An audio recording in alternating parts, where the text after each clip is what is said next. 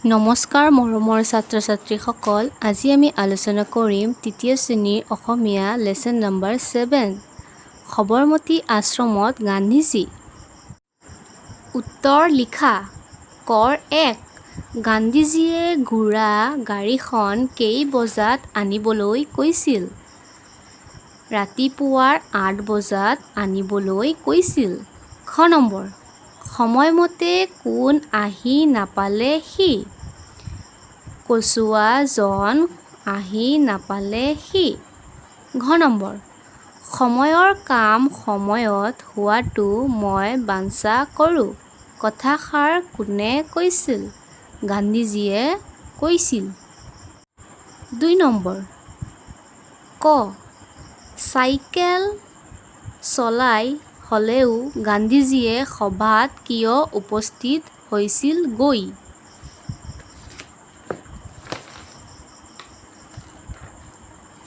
ক নম্বৰ সময়ৰ কাম সময়ে হোৱাটো গান্ধীজীয়ে বাঞ্ছা কৰে আৰু সেইবাবে গান্ধীজীয়ে চাইকেলেৰে সভাত উপস্থিত হৈছিল। খ নম্বৰ মোক ক্ষমা কৰক বুলি কচুৱাজনে কাক আৰু কিয় কৈছিল?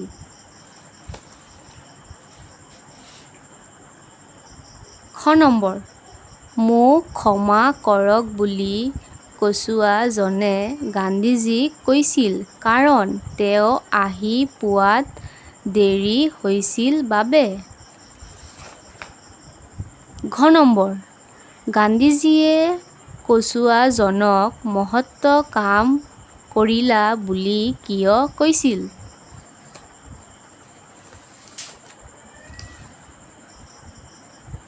ঘ নম্বৰ গান্ধীজীয়ে কচুৱাজনক মহৎ কাম কৰিলা বুলি এইকাৰণে কৈছিল কাৰণ তেওঁ ৰোগী এজনক হাস্পতালত থৈ আহিছিল।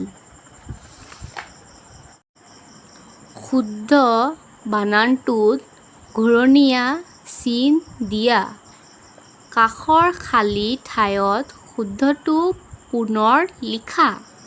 ইয়াৰ শুদ্ধ উত্তৰটো হ'ব 3 নম্বৰ সবৰমতী।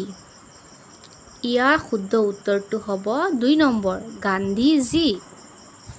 ইয়াৰ শুদ্ধ উত্তৰটো হ'ব হাস্পতাল। দলত আলোচনা কৰি বাক্য লিখা। খ যোগ ক 6 কয়।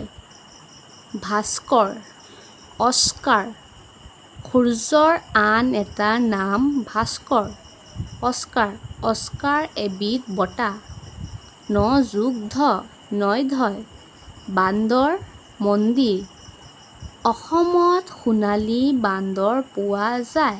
মন্দিৰ মন্দিৰত মানুহৰ অহা যোৱা চলিয়ে থাকে। 9 যোগ ধ 9 ইন্ধন গোন্ধ কয়লা এবিধ জীৱাশ্ম ইন্ধন। জবা ফুলৰ গোন্ধ নাই।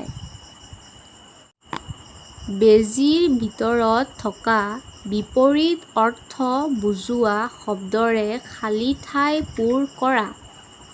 অসন্মান সুখী দুখীয়া নিৰোগী।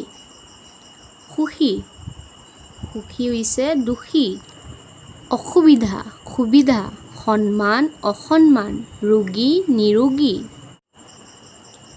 সময়ৰ কাম সময়ত নকৰিলে কি হয় লিখা। সময়ত আহাৰ নাখালে পেট বিষ হ'ব।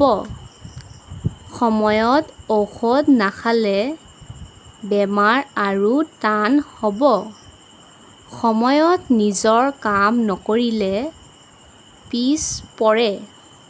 সময়ত ৰেল ষ্টেচনত উপস্থিত নহ'লে ৰেল যাবগৈ।